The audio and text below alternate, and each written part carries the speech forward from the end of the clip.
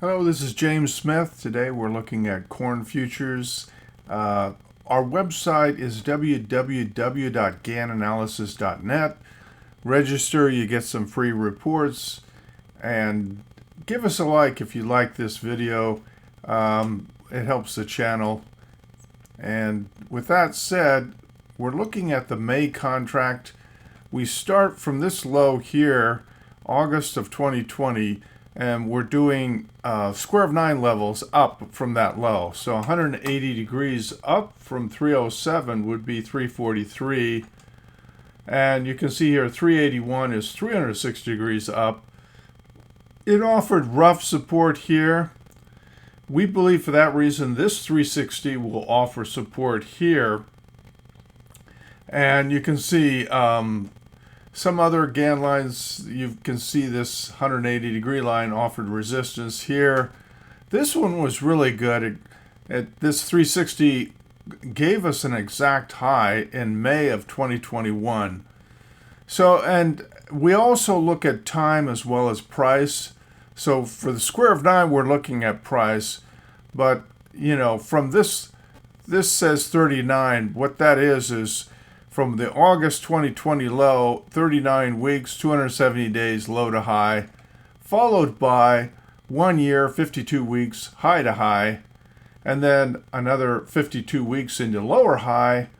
And then if you go down here, 104 weeks or 2 years into what we believe will probably be a low. Not guaranteed. It could just rocket higher, in which case there's no trade.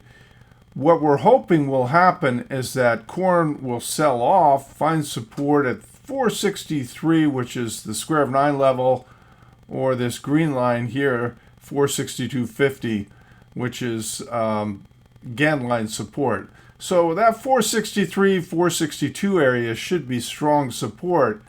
And what we're hoping is that if it sets up correctly, it sells off the next few weeks into the first week of May. You can see the week ending May 2nd.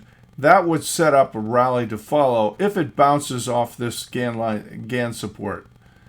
So that's what we're hoping for. What happens if it closes above 507, 508 area? Well, then it just keeps going higher.